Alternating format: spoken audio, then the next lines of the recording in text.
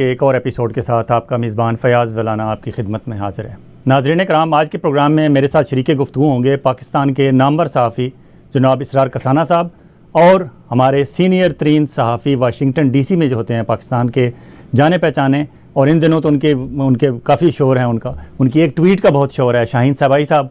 दोनों senior journalist मेरे साथ शरीक गुफ्तगू होंगे आज, और हम पाकिस्तान के हालात हाज़रा पे, पाकिस्तान में कल क्या होने वाला है, आज तक क्या हुआ है और आगे क्या होने वाला है, उस पर बात करेंगे। लेकिन थोड़ा सा आपको बताते चलें कि जो Pakistan Imran Khan versus rest of the team, rest of the players एक 11 बनी हुई है, वो rest of the Pakistan political players की 11 का इमरान खान से जो मैच है वो अब आखिरी फाइनल राउंड में पहुँच चुका है। आपने देखा कि इमरान खान ने भी क्रीज से बाहर खड़े हो गए हैं, बैट हवा में रखा हुआ है इमरान खान ने, और इमरान खान ने अब सीधे चौके छक्के मारने शुरू कर दिए हैं। नवाज़ शरीफ को उन्होंने टेस्ट ट्यूब बेबी करार दे दिया है, और शहबाज शरीफ साहब को उन्होंने कहा है कि you are nothing, you are mister nothing, और आर्मी वालों को उन्होंने कह दिया है कि एक दफ़ा मेरा मौक़िफ़ तो सुन लें, मेरी बात तो सुन लें। और आज इमरान खान ने यह भी कह दिया है कि ये शायद मुझे अब अदालत तो अदालत, एक अदालत से दूसरी, दूसरी से तीसरी, ये भाग दौड़ भी काफ़ी हो चुकी है, अब शायद मैं ना जा सकूं मज़ीद अदालतों में। मैं कोशिश करूंगा हर अदालत में पेश होने की, लेकिन जिस तरह इन्होंने मेरे ख़िलाफ़ मुकदमे पे मुकदमा दर्ज करना शुरू कर दिया है, शायद अब मैं मज़ीद ये सिलसिला भी जारी ना रख सकूँ। शायद इमरान खान हैंड्स अप करने वाले हैं, शायद इमरान खान इस लड़ाई में कहने लगे हैं कि हाँ मैंने हैंड्स अप कर लिए हैं, जो करना है कर लो, मेरा जो बिगाड़ना है बिगाड़ लो। जेल जाने के लिए तो वो कई दफ़ा दावत दे चुके हैं कि आओ मुझे गिरफ़्तार करो और मुझे जेल में ले जाओ। और उन्होंने ये भी ऐलान कर दिया है कि नवाज़ शरीफ आए पाकिस्तान से, और वो जिस हल्के से नवाज़ शरीफ इलेक्शन लड़ेगा, मैं उस हल्के से उसके मुकाबले में खुद खड़ा हूँगा, और मैं कंपेन भी नहीं करूँगा। मुझे जेल में डालोगे, मैं जेल में रह के भी उसका मुकाबला करूँगा। नवाज़ शरीफ शायद सुन रहे होंगे उनकी तकारीर, और नवाज़ शरीफ को भी अब अपने तौर पर अपना उन्हें वज़न करना होगा कि क्या मैं इस काबिल हूँ कि इमरान खान के इस सियासी हमले का जवाब दे सकूं, उसके सियासी वार का जवाब दे सकूं। देखते हैं 1-2 दिनों में नवाज़ शरीफ क्या जवाब देते हैं इमरान खान का, क्योंकि इमरान खान ने तो कह दिया है कि it's 1-to-1 between you and me. Shehbaz Sharif को तो शायद उन्होंने इस काबिल भी नहीं समझा कि वो उसे कहते हैं कि हाँ शहबाज शरीफ तुम जिस हल्के से इलेक्शन लड़ोगे मैं भी वहाँ से ही लड़ूंगा, उन्होंने नहीं कहा। इसके अलावा तोशा खाना में बात जो है इस हद तक बढ़ चुकी है कि शायद इमरान खान ने, अब जो उनके वकील वहाँ गए हैं शेर अफजल खान मरवत, उन्होंने वहाँ जो लबो लहजा इख्तियार किया है, उन्होंने कहा था कोई एक्सटेंशन मांग रहे थे, उन्होंने कहा मुझे हफ्ते की तारीख दी जाए, लेकिन जज साहब ने नहीं दी। थोड़ी सी वहाँ तलखी हुई, शेर अफजल खान मरवत का थोड़ी सी आवाज़ ऊंची थी, तो जज साहब ने कहा कि लगता है आपको लड़ाई झगड़े के लिए यहाँ बुलाया गया है, यहाँ लाया गया है। तो शेर अफजल खान मरवत भी फिर पठान भाई हैं हमारे, उन्होंने कहा कि अगर मैं ये कहूँ कि आपको भी यहाँ इसी मकसद के लिए बुलाया गया है, क्योंकि अभी कुछ दिन पहले ही उनके वहाँ तैनाती हुई है उन जज साहब की, और आपको पता है शहबाज शरीफ गवर्नमेंट, राना सनाउल्लाह और पूरा जो गैंग है ये प्लान करते हैं कि कौन सी अदालत में इमरान खान का कौन सा मुकदमा किस पोजीशन पे है, और वहाँ अगर उनका मुतलका जज अगर उन्हें पसंद ना हो, उन्हें उनकी शक्ल अच्छी ना लगे, या उनके कुछ और इतलात उन्हें उनके पास अच्छी ना हो, तो उसे मूव करा देते हैं, नया जज लगा दिया जाता है। अभी हाल ही में एक इस्लामाबाद में नया जज इन्होंने लगवाया, हुमायूं दिलावर खान। आप देखिएगा बहुत जल्द वहाँ से इमरान खान को सज़ा सुना दी जाएगी। अब ये जो दूसरे जज साहब हैं इनके भी तेवर ऐसे ही लगते हैं, और उन्हें शेर अफजल खान मरवत ने साफ साफ कह दिया कि अगर मैं ये कह दूं कि आपको भी इस अदालत में इसीलिए बुलाया गया है तो फिर आपका क्या जवाब होगा। ये जो बात यहाँ तक पहुँच चुकी है हमारी अदालतों की, ये इंतहाई तशवीशनाक है, ये कोई अच्छी सूरत हाल नहीं है। जी, हमारे स्टूडियो इंजीनियर आमिर साहब से मैं पूछता हूँ कि इसरार कसाना साहब या शाहीन साहबाई साहब, दोनों में से कोई भी अभी लाइन पे अगर आ गए हैं हमारे साथ, तो उनके साथ बातचीत का सिलसिला शुरू करेंगे। दूसरी एक और बड़ी डेवलपमेंट पाकिस्तान में ये हुई है कि आपको याद होगा कि कुछ अर्सा पहले तक हमारे जो हसास इदारे के लोग होते थे, ISI वाले और दूसरे MI वाले, वो अगर किसी जगह किसी बंदे की तफ्तीश करने जाते थे, किसी का दरवाज़ा खटखटाते थे, और आगे से अगर बंदा कुछ पूछ लेता था तो उन्हें वो सीधा अपना तारुफ नहीं कराते थे कि मैं ISI से या MI से हूँ, तो वो कहते थे मैं महकमा ज़राअत से हूँ। तो वो एक मजाक बन गया था कि ये महकमा ज़राअत वाले हैं।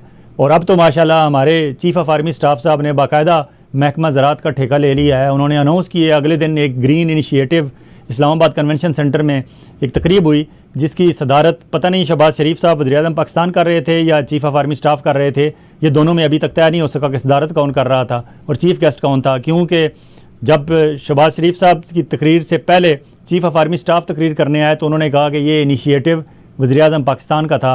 उन्होंने वहाँ तिलावत कलाम पाक की, और तिलावत सुनने वाले बताते हैं कि वाकई लगा कि वो एक हाफ़िज़ कुरान है और बहुत अच्छी तिलावत की उन्होंने इंग्लिश में ख़िताब किया, बहुत अच्छा किया, लोगों की तवक्को से अच्छा किया था। उर्दू में जो उन्होंने ख़िताब किया वो भी अच्छा किया था। उन्होंने बड़ी आयतें हदीसें मिला मिलू के अपना एक अच्छा तासर कायम किया। और उसके बाद जब शहबाज शरीफ साहब आए पोडियम पे, उन्होंने स्पीच करनी शुरू की तो उन्होंने कहा कि झूठ नहीं बोलना चाहिए, सच बोलना चाहिए। अब वहाँ जो ऑडियंस बैठी हुई थी वो सारे परेशान थे कि ऐसा कौन सा झूठ बोल गए हैं आर्मी चीफ साहब कि इन्होंने आते ही इन्होंने उन आयात का भी एहतराम नहीं किया, और ये भी जो तासर वो कायम करना चाहते थे उसको भी साइड पे रख दिया उन्होंने। तो उन्होंने कहा जी कि झूठ नहीं बोलना चाहिए, ये इनिशिएटिव मेरा नहीं था, ये उनका था। तो ये सिलसिला था। और उसके बाद फिर वहाँ क्या हुआ, कैसे हुआ, और वह ऑडियंस में कौन लोग बैठे हुए थे, इस पे बात करेंगे शाहीन साहबाई साहब। शायद हमारे साथ स्टूडियो हमारे साथ इस वक्त जुड़ चुके हैं शाहीन साहबाई साहब। अस्सलाम वालेकुम शाहीन साहबाई साहब। जी जनाब, वालेकुम सर। कैसे मिजाज हैं? बिल्कुल, अल्लाह का शुक्र। मैं अपने ऑडियंस को बताता चलूँ कि शाहीन साहबाई साहब वाशिंगटन डीसी में होते हैं, द न्यूज़ इंटरनेशनल के एडिटर रहे हैं, डॉन ग्रुप के तकरीबन मोर दैन 20 ईयर्स से ये ब्यूरो चीफ वाशिंगटन डीसी में रहे हैं। ये पाकिस्तान में जब इस्लामाबाद में होते थे तो हम जैसे सहाफ़ी इनकी ख़बरें और इनकी ख़बरों के छुपी हुई अंदर ख़बरें ढूंढ के अपना दाल रोटी का सिलसिला चलाते थे। हमें इनकी ख़बरों में से ख़बरें मिलती थी। और जब ये वाशिंगटन डीसी आ गए तो यहाँ से बैठे हुए इनकी एक भेजी हुई ख़बर, इनका एक ट्वीट, इनका एक तबसरा पाकिस्तान में सियासी सूरत हाल और पाकिस्तान में सियासत का नक्शा तक बदल देता है। और यही सूरत हाल आज भी है।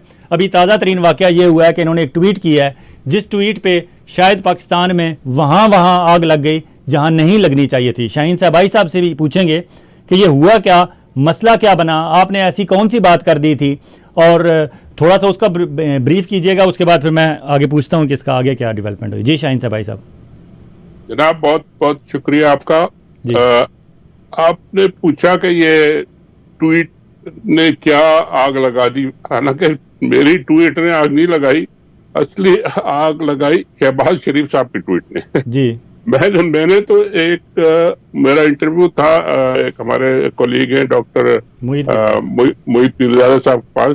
तो उन्होंने कहा कि जी आपका इतना 50 साल का 60-55 साल का एक्सपीरियंस है और आपने कई डिक्टेटर के दौर और कई फौजी दौर देखे हैं जी, तो ये जबर का दौर कब तक चलता है और कैसे खत्म होता है जी। मतलब एक जनरल सवाल था, एक फिलोसॉफिकल कह लें आप उसको जी। तो मैंने कहा जी ये दौर उस वक्त तक चलता है जिस दिन कोई एक छोटा सा वाकया उसका रुख बस मोड़ देता है और फिर वो मामला धड़ाम से पूरा महल गिर जाता है। बिल्कुल ऐसे। तो उन्होंने कहा मिसाल दे जी। तो मैंने कहा जी मैं आपको चले अयूब खान की मिसाल देता हूँ। हालांकि 3-4 मिसालें थी मेरे पास देने के लिए। मैंने कहा अयूब खान की मिसाल में देता हूँ आपको जी। अयूब खान 10-11 साल रहे फील्ड मार्शल और सदर और जो भी आप कहें। उसके बाद वो पेशावर आए और उन्हीं दिनों में 67-68 में मैं जर्नलिज्म में आ गया था जी। तो मैं उनके जलसा उन्होंने किया, मैं भी जलसे में बैठा था मीडिया की गैलरी में जी। तो एक लड़का उठा 15-20 फुट दूर से और उसने उठ के उनके ऊपर 2 फायर कर दिए छोटी पिस्तौल से। लगे नहीं उनको जी, मगर वो नीचे झुक के और मेज के नीचे छुप रहे थे। अच्छा। अयूब खान जी। वो जो एक विजुअल जो था, ऑप्टिक जो थी जी बिल्कुल, उस ऑप्टिक ने अयूब खान का सारा जो भरम था, रोब था, फियर था जी, और वो सारा लोगों के जहन में से खत्म कर दिया कि ओ ये जी मेज के नीचे छुप रहा है, ये फील्ड मार्शल सदर अयूब खान। और उससे जो उनके खिलाफ नारे लगना शुरू हुए और जो फिर जलसे जुलूस निकलना शुरू हुए तो वो 4-6 महीने बाद वो छोड़ के खुद ही चले गए। जब उनके अपने घर में आके उनके पोता पोती थे शायद, उन्होंने आके वही नारे लगाना हाय हाय करना शुरू कर दिया। मैं नारा नहीं लगाना चाहता क्योंकि वो जी बिल्कुल सही, बिल्कुल सही, मगर वो नारा खुद उनके अपने घर के बच्चों ने जब उनके सामने लगाया तो उन्होंने कहा जी मैं तो जा रहा हूँ, और फिर उन्होंने हैंड ओवर कर दिया याया खान साहब जी। तो ये एक मैंने लिखा था कि जी ये कई लोगों के लिए इसमें समझने की बहुत सारे मौके वालों के लिए निशानी अगर समझ सके वो जी। उस पे जनाब जो आग लगी है अगले दिन वो पता चला कि जी शहबाज शरीफ प्राइम मिनिस्टर ने इतना लंबा एक ट्वीट फेंक दिया कि जी ये उकसा रहे हैं, असैसिनेशन पे उकसा रहे हैं और ये कर रहे हैं और वो कर रहे हैं और पता नहीं क्या क्या कर रहे हैं। पूरी दुनिया में हालांकि मेरे ट्वीट को इतनी ज्यादा वो पब्लिसिटी ना मिलती है जितनी प्राइम मिनिस्टर के ट्वीट के बाद, और फिर वो पूरे उसपे टॉक शो, उसी दिन पता नहीं कितने टॉक शो हुए, सारे अखबारों में उसकी खबरें छपी, इंटरनेशनल अखबारों में जी। और यहाँ से इनके बेवकूफ आप कह लें कि एडवाइजर थे या खुद उनको समझ नहीं आई। मुझे तो यकीन है कि ना शहबाज शरीफ ने मेरी ट्वीट पढ़ी होगी, ना उन्होंने अपना जवाब पढ़ा होगा। वो पता नहीं किसने लिखा और लिखाने वाले ने। बिल्कुल सही।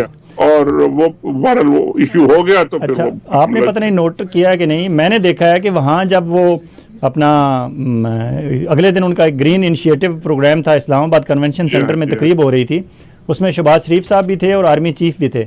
वहाँ सामने जो ऑडियंस बैठी हुई थी, अब इनमें इतनी अक्ल सूझबूझ तो होती नहीं कि उनको स्कैटर्ड करके बिठा दें या उन्हें कहें कि अपने नॉर्मल रूटीन के कपड़े घर के पहन के आना। आपको पता है स्पेशल ब्रांच वालों को और आईबी वालों को इन्होंने एक सिविल ड्रेस दिया हुआ होता है जिसमें सलवार कमीज़ एक ही कलर की होती है और ऊपर ब्लैक कलर की उन्हें जैकेटें और वास्कटें पहनाई होती हैं। तो वो सारे एक तरतीब में बैठे हुए थे स्पेशल ब्रांच में। इस्लामाबाद कन्वेंशन सेंटर की कैपेसिटी है 1000 पीपल और उस दिन वहाँ सिर्फ 300 लोग बैठे हुए थे और उन 300 में से तकरीबन 200 से ज़्यादा वो स्पेशल ब्रांच के वो बंदे बिठाए हुए थे इन्होंने अपनी ऑडियंस, और बाकी जो है वो वहाँ ड्यूटी पे जो सरकारी अफसरान या मुख्तलिफ डिपार्टमेंट्स के या रिपोर्टर्स वगैरह जो भी लोग थे। तो अब उससे फ़र्क तो ट्वीट से पड़ा है कि वो डर से गए हैं। अब पता नहीं आइंदा आने वाले दिनों में तकरीबात ये किस तरह करेंगे। हालांकि ऐसा नहीं होना चाहिए, खामखा एक ट्वीट से आप डर जाते हैं, इस तरह ना करें खुदा के वास्ते। आप अगर जी आपने नोट किया, मैंने वो देखा था उनके वो जो ऑडियंस भी देखी थी और एग्जैक्टली यही मेरा रिएक्शन था कि ये ऑडियंस जो है ना, ये तो रेडीमेड ऑडियंस जो होती है वो है। और वो सारे, और मेरा ख्याल है अगले 5, 10, 12 लेन्स में तो उन लोगों के अलावा कोई होता ही नहीं, किसी को घुसने ही नहीं देते। जी बिल्कुल बिल्कुल। तो ये तो वो तो एक मतलब है कि हैंडमेड आप कह लें या टेलर मेड जलसा था, ऑडियंस थी, और वहाँ ना कोई किसी को समझ आ रही थी कि ये क्या कह रहे हैं, ये कौन सा इनिशिएटिव है, 10 साल का प्लान बता रहे हैं, क्या कर रहे हैं। बहरहाल वो एक रूनुमाई कह लें आप हमारे आर्मी चीफ साहब की कि जी मैं भी अब आ गया हूँ और अब मैंने 7-8 महीने बाद महकमा ज़राअत मैंने भी टेक ओवर कर लिया। मैं भी महकमा ज़राअत में भी बात करते हैं डिटेल में, उसमें मैं आपको कुछ अपनी इनपुट दूंगा। इसरार कसाना साहब भी हमारे साथ टेलीफोन लाइन पे जुड़ चुके हैं। इसरार कसाना साहब, वेलकम टू आवर शो। जी बहुत शुक्रिया। अस्सलाम वालेकुम जनाब। अस्सलाम वालेकुम जी। मैं अपने नाज़रीन को बताता चलूँ कि इसरार कसाना हमारे वो जर्नलिस्ट हैं जिन्होंने 80s 90s और फिर ऑनवर्ड पाकिस्तान में जंग जैसे बड़े अखबार में और द न्यूज़ जैसे बड़े अखबार में इन्होंने काम किया। इनका बहुत एक ऐसा नाम था कि जिनके नाम जब लोग पढ़ते थे तो लोगों को यकीन होता था कि ये बाईलाइन स्टोरी अगर इसरार कसाना की है तो इट्स ट्रू। और ये अच्छी रेपुटेशन के साथ पाकिस्तान में इन्होंने जर्नलिज्म की। फिर ये पाकिस्तान टेलीविज़न सेंटर पे एक बड़े लंबे अरसे तक ये नशरियात करते रहे, रेगुलर नशरियात करते थे, करंट अफेयर्स पे करते थे। और इनकी ऑडियंस और इनके मद्दाहीन और इनके फॉलोअर्स जो हैं दुनिया भर में फैले हुए हैं। अब ये हमारे कनाडा में कैलगरी में स्टेशन है और इनका यूट्यूब के बहुत अच्छा इसरार कसाना ऑफिशियल इनका चैनल है। सोशल मीडिया पे बहुत एक्टिव हैं। मैं अपने व्यूअर से, अपने लिसनर से कहूँगा कि अगर आपने आज तक इसरार कसाना साहब को सोशल मीडिया पे फॉलो नहीं किया तो प्लीज़ ज़रूर फॉलो करें। आपको ओवरसीज़ पाकिस्तानियों का एक जो प्योर खालिस आपको एक वर्जन मिलेगा वो इसरार कसाना साहब से, या फिर हमारे उस्तादों के उस्ताद जनाब शाहीन साहब भाई साहब हमारे साथ हैं, इनसे मिलेगा। अभी हम एक वक्फे पे चलेंगे, कमर्शियल ब्रेक के बाद जब वापस आएंगे तो मैं इसरार कसाना साहब और शाहीन सबाई साहब के सामने ये क्वेश्चन रखूँगा कि हमारी शाहीन सबाई साहब जैसे सीनियर जर्नलिस्ट के एक ट्वीट पे इतना बड़ा ये हंगामा खड़ा करते हैं तो क्या हम जर्नलिस्टों की भी कुछ इज़्ज़त है। शाहीन सबाई साहब से पूछेंगे कि क्या उन्होंने नहीं ये फील किया कि उन्हें खामखा एक ऐसे मामले में रगेदा गवर्नमेंट ने अपने पॉलिटिकल स्कोरिंग के लिए, क्या हमें उसकी बाकायदा ऑफिशियली ओवरसीज़ पाकिस्तानी जर्नलिस्टों को मजम्मत करनी चाहिए और अगर कोई बाकायदा इनके खिलाफ इन्हें नोटिस भेजना चाहिए आपको शाहीन सबाई साहब को, क्योंकि ये कोई मजाक है कि हम अपनी जर्नलिस्टिक ड्यूटी कर रहे हैं। आप उस जर्नलिस्टिक ड्यूटी का ट्वीट उठा के और उस पर आगे आप आर्मी चीफ को एक ऐसी गलत चीज़ की तरफ, डायरेक्शन की तरफ लेके जा रहे हैं कि वो पहले ही पर्चे FIR कटा रहे हैं। आप चाहते हैं कि एक और FIR हमारे खिलाफ कट जाए। Stay with us, we will be right back after this short break.